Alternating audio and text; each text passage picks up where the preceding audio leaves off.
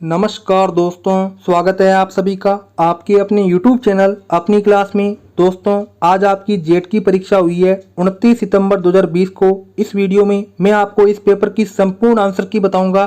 तो दोस्तों, सबसे पहले चलते हैं बायोलॉजी के पहले प्रश्न की तरफ, जिसमें आपसे पूछा गया था स्तनधारी जंतुओं में निषेचन की क्रिया कहाँ संपन्न होती है। तो दोस्तों, जो स्तनधारी प्राणी होते हैं उनमें फेलोपियन ट्यूब होती है, वहां पर मेल गेमेट और फीमेल गेमेट का निषेचन होता है। तो इस प्रकार से फेलोपियन ट्यूब आपका करेक्ट आंसर होगा। आगे दूसरा प्रश्न पूछा गया है, वह जंतु जिसमें श्वसनांग, उत्सर्जन अंग एवं परिसंचरण अंग नहीं पाए जाते।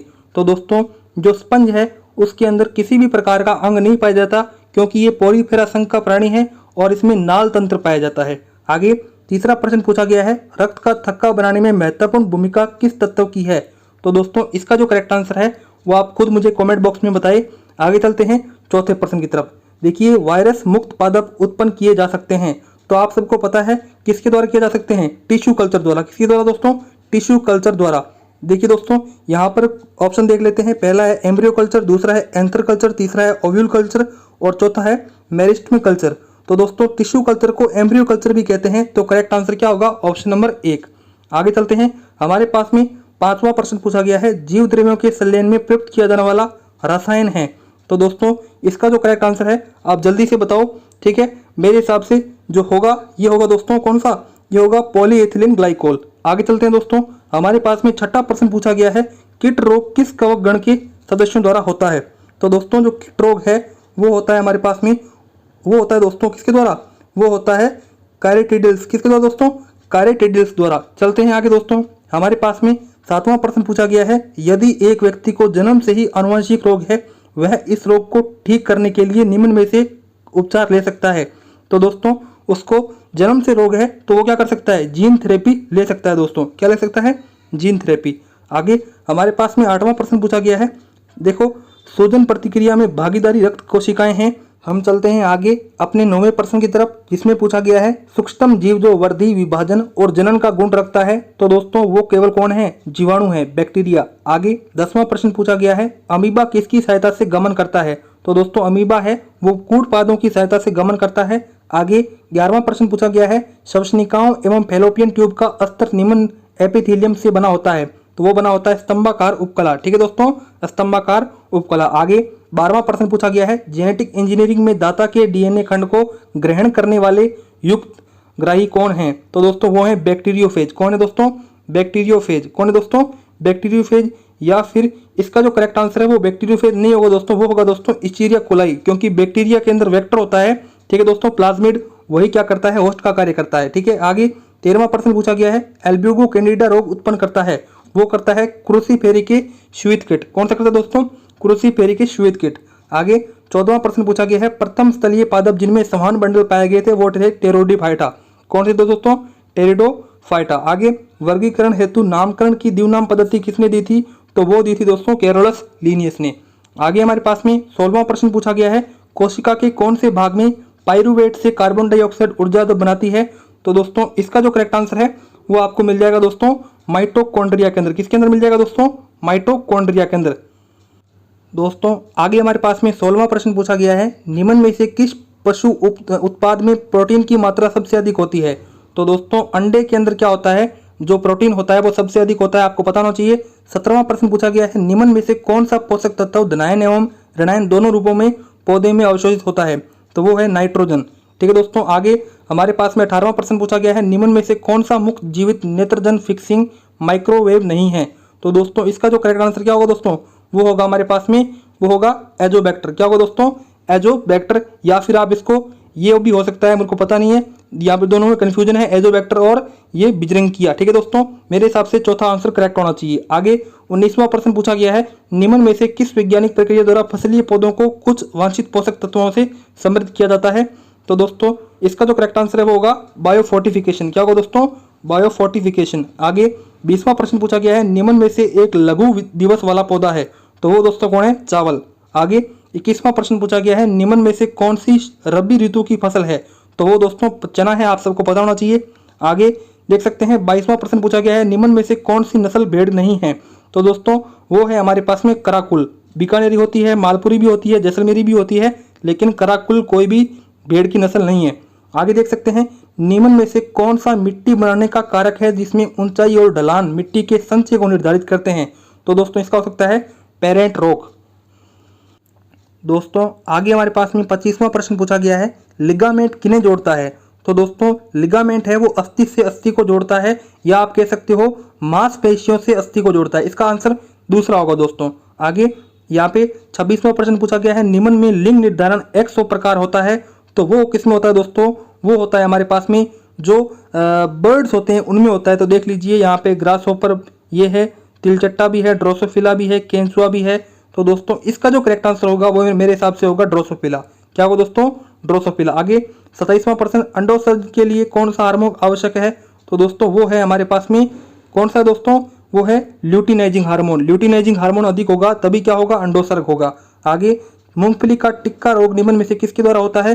तो वो होता है दोस्तों सर्कोस्पोरा के द्वारा। आगे देखिए, पौधों के वृद्धि पर अनुकूल प्रभाव डालने वाले सूक्ष्म जीवों का समूह है, तो वो है एजोबैक्टर एजुला नील हरित शैवाल। आगे 30वां प्रश्न, खुरपका मुंह पका रोग किसके द्वारा होता है? तो वो होता है वायरस द्वारा। ठीक है दोस्तों। आगे यहाँ पे निम्न में से वर्गीकरण का सही क्रम कौन सा है? तो पहले कौन आएगा दोस्तों? पहले क्या आएगा? वंश, उसके बाद में कुल, उसके बाद में गण, उसके बाद में वर्ग। तो दोस्तों इसका करेक्ट आंसर क्या हो सकता है? ये वाला हो सकता है, ऑप्शन नंबर बी यानी कि दूसरा। आगे निम्नलिखित में दो पादप वर्धी हार्मोन कौन से हैं? ऑक्सीटोसिन या साइटोकाइनिन? तो दोस्तों पहला ऑप्शन बिल्कुल करेक्ट आंसर होगा, ऑक्सीन और साइटोकाइनिन। दोस्तों अब देखते हैं 17वां प्रश्न, निम्न में से कौन सा पादप उत्तक संवर्धन के जनक कहलाते हैं? तो वो कहलाते हैं, कौन करते हैं दोस्तों? वो कहलाते हैं यहाँ पे गोल्डिक हेल्बलेंट। देख सकते हैं। आगे 18वां प्रश्न, फेफड़ों में श्वसनली की शाखा का अंतिम भाग है, तो वो है दोस्तों एलोवेली। कौन है दोस्तों? एलोवेली। आगे तिलचट्टा के मुखांक किस प्रकार के होते हैं? वो होते हैं चबाने और काटने वाले। आगे देख सकते हैं यहाँ पे 20वां प्रश्न पूछा गया है, बाजरा का वानस्पतिक नाम क्या है? तो वो है पेनिस्टिकम ट्राइफोइडिस। देख सकते हैं। आगे 21वां प्रश्न पूछा गया है, सिट्रस कारक का जो कैंकर का जो रोग कारक है वो कौन है? तो वो है ज़ैंथोमोनास सिट्री। आगे 22वां प्रश्न देख सकते हैं, चवला कौन से कुल का सदस्य है? तो वो है फेबेसिका। आगे देख सकते हैं 23वां प्रश्न पूछा गया है, केंचुओं में क्लाइटेम है वो कौन से खंडों में पाया जाता है? तो वो पाया जाता है 14वें, 15वें और 16वें खंड में। आगे 24वां प्रश्न, सर्टोली कोशिकाओं का महत्व क्या होता है? तो दोस्तों वो क्या होता है? वो न्यूट्रिशन प्रदान करती है। तो यहाँ पे दूसरा करेक्ट आंसर होगा। दोस्तों अब देखते हैं एग्रीकल्चर का पार्ट, जिसमें आपसे पहला प्रश्न पूछा गया था, निम्न में से कौन सा युग्म मेल नहीं है, यानी कि कौन सा युग्म सही नहीं है? तो आपको बता देना है। मेरे हिसाब से दूसरा करेक्ट होगा। आगे दूसरा प्रश्न पूछा गया है, एक ही ऋतु में एक साथ गेहूं प्लस चना की फसल बिना अलग अलग कतार में बोने को कहते हैं, तो उसे कहते हैं इंटरक्रॉपिंग, यानी कि अंतःस्थ फसल। आगे देखते हैं तीसरा प्रश्न पूछा गया है, निम्न में से किस नत्रजन युक्त उर्वरक में प्राथमिक पोषक तत्व की तुलना में द्वितीयक पोषक तत्व अधिक होता है? तो वो होता है अमोनियम सल्फेट में। आगे देख सकते हैं हमारे पास में पूछा गया है, निम्नलिखित में से कौन सी सिंचाई की विधि सूखे क्षेत्रों में अधिक प्रयुक्त होती है? तो वो है बौछारी सिंचाई विधि। आगे हमारे पास में देख सकते हैं पूछा गया है, ग्लेडियोसिस का व्यावसायिक प्रबंधन किसके द्वारा होता है? तो वो होता है घनकंद के द्वारा। देखिए आगे हमारे पास में प्रश्न नंबर अगला पूछा गया है, निम्न में से कौन सी खेती जहाँ किसानों फसलों को उगाने के लिए कोई सिंचाई नहीं करता, केवल वर्षा पर ही निर्भर करता है? तो दोस्तों वो होती है हमारे पास में कौन सी होती दोस्तों? वो होती है देख सकते हैं रेन फेड खेती। ठीक है दोस्तों, ऑप्शन नंबर चौथा बिल्कुल करेक्ट आंसर होगा। एग्रीकल्चर के अगले प्रश्न पर देखते हैं 7वें पर, निम्न में से कौन सा एक तनाव हार्मोन है? तो वो है एबिस्किस हार्मोन। ऑप्शन नंबर दूसरा करेक्ट होगा। आगे 8वां प्रश्न पूछा गया है, निम्न में से कौन सा पौधों के लिए सूक्ष्म पोषक तत्व है? तो वो है दोस्तों लोहा, यानी कि आयरन। आगे 9वां प्रश्न पूछा गया है, लवणीय मृदाओं को सुधारने हेतु निम्न में से कौन सा उपाय किया जाता है? तो दोस्तों वो कौन सा होता है? निच्छालन। कौन सा दोस्तों? निच्छालन। देखिए आगे देख सकते हैं, आगे का जो प्रश्न है वो आप खुद बताना। 11वीं की तरफ चलते हैं, निम्न में से कौन सा कृषि यंत्र प्राथमिक भू परिष्करण का काम आता है? तो वो है डिस्क हैरो। कौन सा दोस्तों? Disc harrow. आगे 12वां प्रश्न पूछा गया है, स्टीवेंसन स्क्रीन का दरवाजा कौन सी दिशा में नीचे की तरफ लटकते हुए खुलता है? तो दोस्तों इसका भी आपको आंसर बताना है। 13वें प्रश्न चलते हैं, निम्न में से कौन सी सब्जी सोलेनेसी वानस्पतिक कुल की है? तो वो दोस्तों किसकी है? बैंगन। ठीक है, बैंगन आलू आते हैं। ठीक है, आगे पार्थेनियम है, तो पार्थेनियम एक खरपतवार है जिससे एलर्जी हो जाती है। 15वां प्रश्न, निम्न में से कौन सी मृदा में सबसे अधिक जल धारण करने की क्षमता होती है? तो वो है बलुई मिट्टी। आगे हमारे पास में 24वां प्रश्न पूछा गया है, निम्न में से कौन सा फल अवरोह यानी कि जेली बनाने के लिए सबसे उपयुक्त है? तो दोस्तों नींबू है वो सबसे उपयुक्त है, या फिर आप अमरूद भी कह सकते हो। मेरे हिसाब से नींबू करेक्ट आंसर होगा। आगे 25वां, निरपेक्ष आर्द्रता किस में मापी जाती है? तो वो मापी जाती है दोस्तों ग्राम सेंटीमीटर क्यूब के अंदर। आगे 26वां प्रश्न पूछा गया है, मैग्नीज की विषाक्तता होने पर पौधों में कौन से पोषक तत्वों की मात्रा कम होती है? तो जिंक की सबसे कम मात्रा होती है। आगे जलवायु शब्द की उत्पत्ति किस भाषा से हुई है? तो ग्रीक भाषा से हुई है। आगे देख सकते हैं निम्न में से कौन सा युग्म सही नहीं है? तो दोस्तों ये जो है वो गलत है, क्योंकि राष्ट्रीय बीजीय मसाला अनुसंधान केंद्र कहाँ पे है? अजमेर के अंदर है। ठीक है, आगे देख सकते हैं 29वां प्रश्न पूछा गया है, कौन सा युग्म है वो सही नहीं है? तो मोटे अनाज वाली फसल रागी नहीं होती। आगे 30वां प्रश्न देख सकते हैं, निम्न में से कौन से पपीते की किस्म है? पपीते की जो किस्म है वो है पूसा नना। कौन सी दोस्तों? पूसा नना। आगे केंद्रीय कृषि इंजीनियरिंग संस्थान कहाँ पर स्थित है? वो है लुधियाना के अंदर। आगे निम्न में से कौन सा खरपतवाशी नाई है जो बुआई के बाद अंकुरण से पहले प्रयोग किया जाता है? तो वो है पेंडीमेथिलीन। ठीक है दोस्तों, अब आगे देखते हैं 33वां प्रश्न, प्राइड ऑफ इंडिया निम्न में से किसकी उन्नतम किस्म है? तो इसका आप आंसर बता दीजिए। मेरे हिसाब से क्या होगा दोस्तों? ये मेरे हिसाब से इसका आंसर होगा, ये देख सकते हैं पत्ता गोभी या फूल गोभी, मेरे को कंफ्यूजन लग रहा है। आगे 34वां प्रश्न, लाइकेन किस वायु संदूषक के प्रति संवेदनशील होते हैं? तो वो होते हैं सल्फर डाइऑक्साइड की तरफ। और मिट्टी पर खेती करने और फसल उगाने और पशुओं के पालने से कला विज्ञान क्या कहते हैं? तो उसे कहते हैं दोस्तों खेती। आगे निम्न में से कौन सी गाय की नस्ल का मूल स्थान भारत नहीं है? तो वो है जर्सी। जर्सी कहाँ की है दोस्तों? रशिया की। इसबगोल का वानस्पतिक नाम? तो दोस्तों इसबगोल का है प्लैगेंटो ओवेटा। आगे चलते हैं यहाँ पे 38वें प्रश्न की तरफ, क्रैकिंग किस प्रकार की मिट्टी की सामान्य विशेषता है? तो वो है काली मृदा की। 39वां प्रश्न, निम्न में से किस फसल के दानों के नाम पैदा होते हैं? तो इसका है ग्वार। ठीक है, 40वां प्रश्न, निम्नलिखित तरीकों में से कौन सा तरीका है जो ज्यादा ढलान में मिट्टी को कटाव कम करता है? तो वो है कंटूर बैरियर। दोस्तों अब आगे देखते हैं केमिस्ट्री का पहला प्रश्न। देख सकते हैं आपसे पूछा गया है NH2 का संयुग्मी अम्ल है। तो NH2 का संयुग्मी अम्ल क्या है दोस्तों? NH3।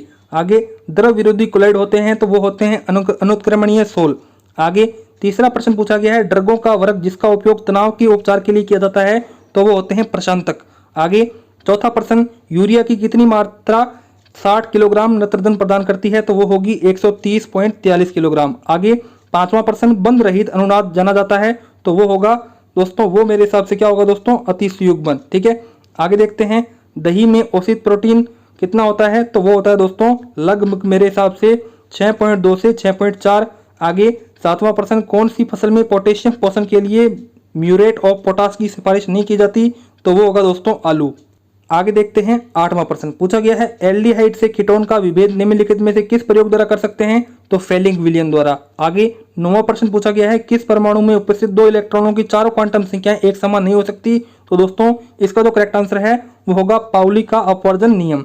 आगे देखते हैं हमारे पास में 10वां प्रश्न पूछा गया है, ब्राउनिन गति की खोज किसने की? तो रॉबर्ट ब्राउन ने की। आपको सबको पता होना चाहिए। चलते हैं आगे, हमारे पास में 11वां प्रश्न पूछा गया है, निर्जलीकृत Na2CO3 का किसे कहते हैं? तो दोस्तों उसे कहते हैं धावन सोडा। किसे कहते हैं दोस्तों? धावन सोडा को। ऑप्शन नंबर बी बिल्कुल करेक्ट आंसर होगा। आगे चलते हैं 12वें प्रश्न की तरफ। पूछा गया है, अमोनियम सल्फेट में नत्रजन की कितनी मात्रा होती है? तो 21%। आगे 13वां प्रश्न, निम्नलिखित में से किसके द्वारा उच्चतम ऑक्सीकरण अवस्था प्रदर्शित की जाती है? तो Mn द्वारा। आगे चलते हैं 14वें प्रश्न की तरफ। टेफ्लॉन प्राप्त करने के लिए जिस एकलक अणु का प्रयोग किया जाता है वो है टेट्राफ्लोरीइथीन। ठीक है दोस्तों। आगे 15वां प्रश्न, अभिक्रिया का वेग बढ़ाने में उत्प्रेरक का मुख्य कार्य क्या होता है? तो वो होता है अभिक्रिया पथ में परिवर्तन, जिससे अभिक्रिया के लिए संकीर्ण ऊर्जा घट जाए। आगे 16वां प्रश्न, जब एस्टिमाइड को निम्नलिखित अभिकर्मक द्वारा अलग किया जाता है तो इनमें से किसकी मिथाइलमीन प्राप्त होती है? तो वो है गर्म सांद्र H2SO4। आगे 17वां प्रश्न, किसी रासायनिक अभिक्रिया के ताप में 10 × 0 की सेंटीग्रेड की वृद्धि की जाए तो अभिक्रिया का वेग स्थिरांक क्या होगा? करीब 2 गुना हो जाएगा। ठीक है, आगे हमारे पास में 18वां प्रश्न है, इसका उत्तर आप खुद बताइए। हम चलते हैं 19वें प्रश्न की तरफ।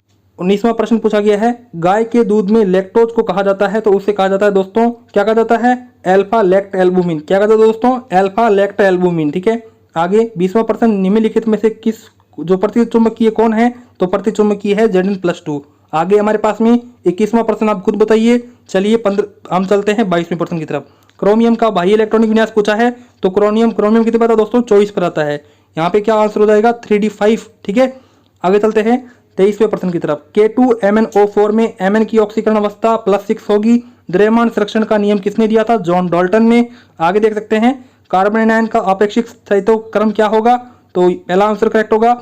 आगे निम्नलिखित कौन सा एक जैव उर्वरक है? तो एजियोस्पिरिलम। ठीक है, आगे चलते हैं 27वें प्रश्न की तरफ। वात्या भट्टी में आयरन ऑक्साइड उपस्थित होता है, वो होता है ये होता है SiO2।